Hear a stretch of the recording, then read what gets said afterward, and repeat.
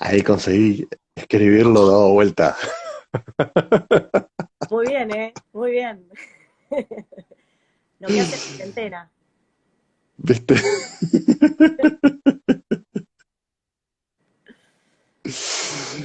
Bueno, entonces, ahora va a quedar más claro.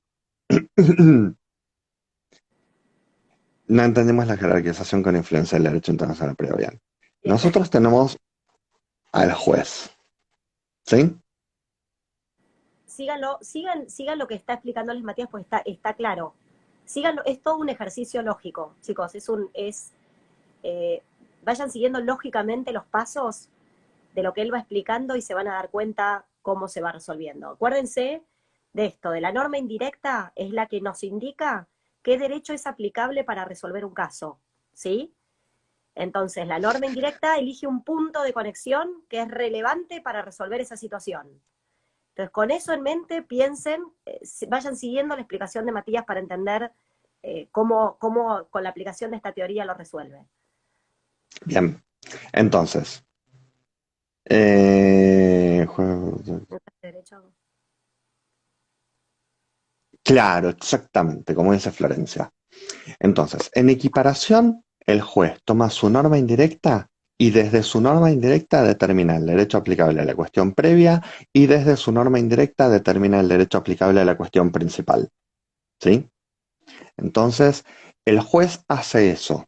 Eso es la equiparación. Eso es el sistema que más natural nos sale, pero O que sea, no necesariamente... perdón, que te interrumpa. Ustedes tienen las dos Dale. cuestiones. Tenían la validez del matrimonio y la sucesión. El juez lo que hace es separa y mira cuál es la norma indirecta aplicable a la resolución de la validez de un matrimonio y cuál es la norma indirecta aplicable a la resolución de una sucesión. ¿Sí? Son dos normas indirectas distintas, ¿sí? Con puntos de conexión diferentes.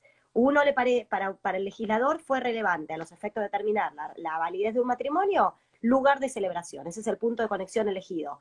Para la norma indirecta para la sucesión, en el caso del derecho argentino, es último domicilio del causante.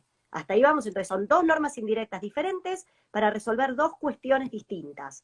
Esa es la equiparación. Si las pongo en el mismo nivel, una cuestión y otra. Miro cómo se resuelve con una norma uno y cómo se resuelve con su otra norma la otra cuestión. Mm, Vamos a ser más creativos todavía. Entonces, ya que es complejo esto de escribir así, vamos a cambiar de colores. Equiparación en violeta. Con la equiparación yo tomo la norma indirecta y tomo la norma indirecta. ¿Sí? En la equiparación, el juez toma su norma indirecta para determinar el derecho aplicable tanto a la cuestión principal como a la cuestión previa. ¿Sí? Vamos con otro color.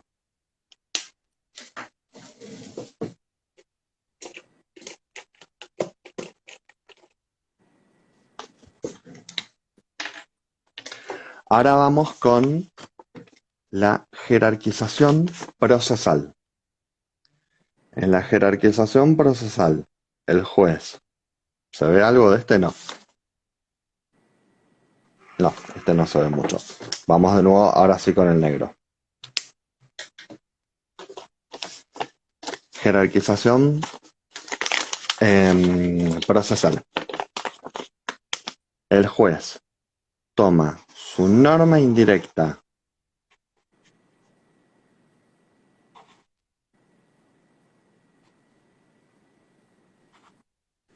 para determinar el derecho aplicable a la cuestión principal.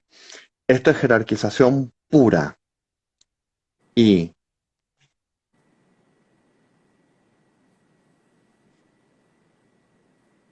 toma la norma directa O sea, el derecho de fondo. Entonces, de la misma manera en que resolvió la cuestión principal procesal, que es la sucesión, resuelve la cuestión principal previa, que es la validez del matrimonio, ¿sí? Entonces, si la cuestión principal se rige por la ley argentina, La cuestión previa también la va a regir con la ley argentina de fondo. O sea, va a decir que la validez del matrimonio se va a determinar según lo que le establezca la ley argentina de fondo en validez de matrimonio. Vamos a buscar otro color, a ver si encontramos algo. A ver si esto funciona. No sé si se verá mucho, pero bueno, vamos a probar. Vamos con jerarquización procesal con influencia del derecho internacional privado. Entonces, el juez. ¿Se ve algo? No, ¿Sí? no se ve nada. Vamos a probar con otro color. Un color más power.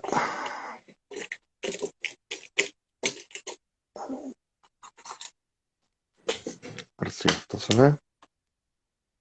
Sí.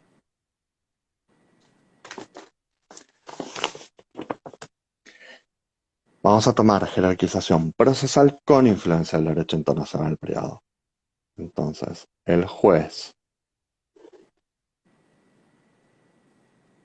toma su norma indirecta para determinar el derecho aplicable a la cuestión jerárquicamente más relevante, que en este caso sería la cuestión principal, y desde la cuestión principal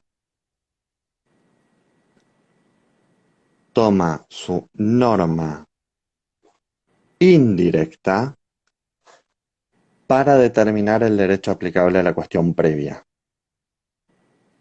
Entonces, en este caso, el juez argentino aplicaría derecho argentino a la sucesión, porque es el derecho aplicable a la cuestión jerárquicamente más relevante, que es la cuestión principal, y busca la norma indirecta en ese derecho para determinar el derecho aplicable a la cuestión previa.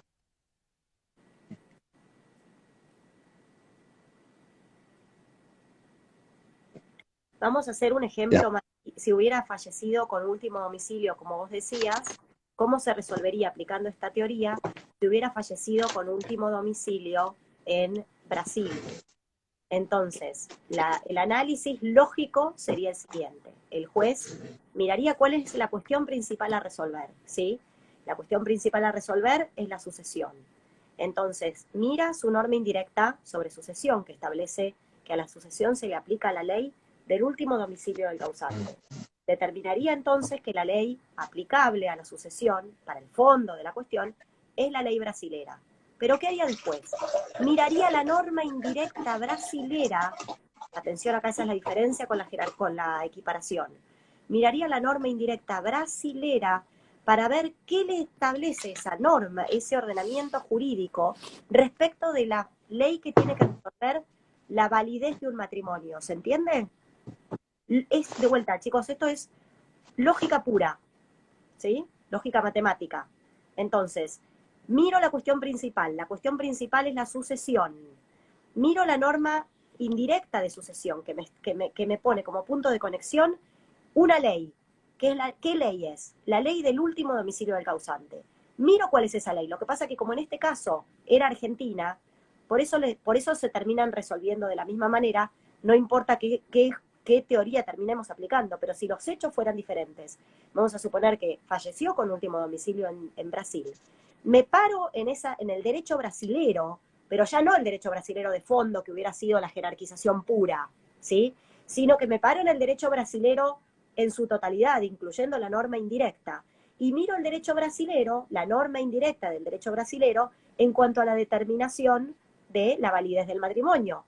Y entonces, si la norma indirecta brasilera sobre determinación del matrimonio estableciera que es la ley de, como dice, como le poníamos un ejemplo descabellado, ¿no? Porque no es eso lo que establece la norma, quizás habría que decir países A, B y C para no ponerle nombre a algo que no lo es, pero vamos a suponer que estableciera que la ley aplicable para determinar la validez es la ley del lugar, no sé, del domicilio de los contrayentes, y los contrayentes en ese momento se domiciliaban en México, vamos a inventar para complejizar entonces la validez del matrimonio se hubiera tenido que determinar según la ley mexicana. ¿Por qué? Porque la norma indirecta brasilera, que era la norma indirecta del derecho que va a aplicar, que va a regir la cuestión principal, ¿sí?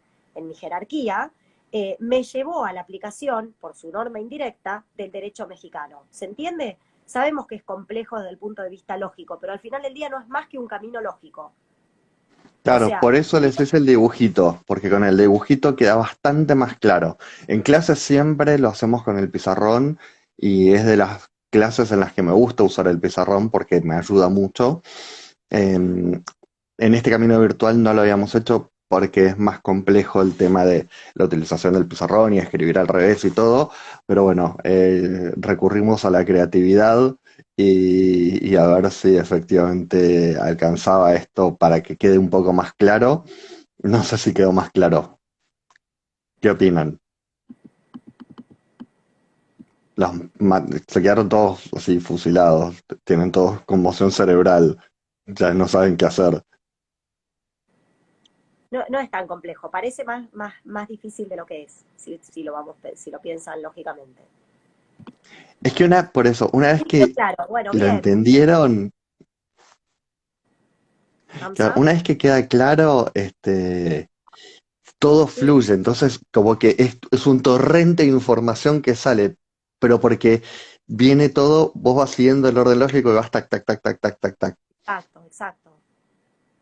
Después voy a armar unos gráficos más lindos con la compu y se los voy a compartir para que queden más claros, a ver si eso ayuda a entender un poco mejor el Pero de vuelta, sistema. la idea de los casos, chicos, es que justamente les sirva para ustedes ver en un ejemplo concreto, como por ejemplo esta cuestión, que son hechos que ocurrieron en la realidad. O sea, esto no es más que Ujú. jurisprudencia argentina, ¿sí? De un caso que un juez tuvo que resolver y tuvo que encontrarse, se encontró con esta situación, con la de determinar si un matrimonio es válido o no es válido, bajo, como ejercicio previo a la determinación de la vocación sucesoria, ¿no es cierto?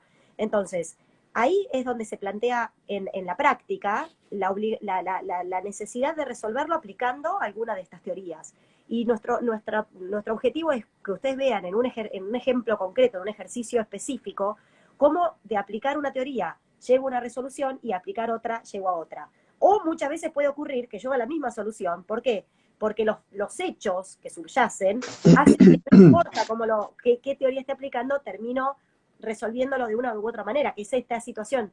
Hubieran llegado a la misma solución si aplicaban la teoría de la jerarquización con influencia del derecho internacional privado que se aplicaba la teoría de la equiparación. ¿Pero por qué? Porque en ambos casos lo que llamaba a ser aplicado era la norma indirecta del derecho argentino.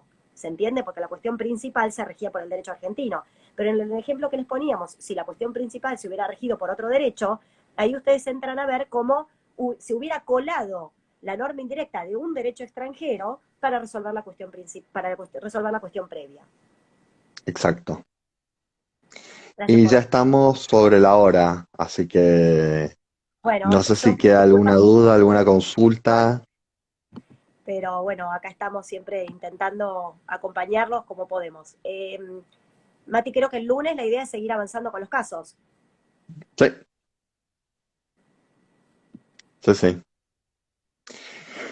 Si hubo algo que no haya quedado claro, igual vamos a subir el video a las stories y con apoyo de la tecnología vamos a ver si lo podemos subir a YouTube también. Cualquier cosa igual nos pueden escribir a la cuenta de Instagram, nos pueden escribir al mail, no hay ningún problema. Saben que contestamos todas las consultas que hagan. Y si hay algo específico que quieran que arranquemos retomando el lunes, también pídanlo y lo hacemos. Así eso también ayuda a que queden más claros los conceptos. Voy a preparar unos gráficos con estas idas y vueltas de los distintos sistemas de cuestión previa y los vamos a subir al campus, así los tienen disponibles. Y, y bueno, el punto D de este caso, ¿qué ley resulta aplicable a la cuestión previa conforme lo establecido? Bueno, estamos medio sobre la hora. Terminen ustedes los puntos D, E y F, porque nada, ya tenemos que ir cerrando. Lean los puntos D, E y F y el lunes ustedes nos los contestan y hacemos un breve, muy, muy, muy breve repaso de eso. Podemos abrir la clase con Y, dando la resolución de esos 3 puntos. exacto. Y lean orden público y fraude para el lunes. Los casos de orden público y de fraude. ¿Sí? Nos queda reenvío también. Ah, y reenvío, perdón, es verdad, Nos no lo queda vi. En- previa y reenvío. bien, entonces reenvío, orden público y fraude. Lean esos tres temas. ¿Sí? Y nos vemos el lunes. Muchas gracias por estar. Gracias, Mechi, por compartir la clase. Siempre creo que se hace más ameno con el ida y Sí, vuelta. Y bueno, buen fin de semana para todos y a cuidarse y a respetar la cuarentena. gracias a todos. Chau, chau. Adiós.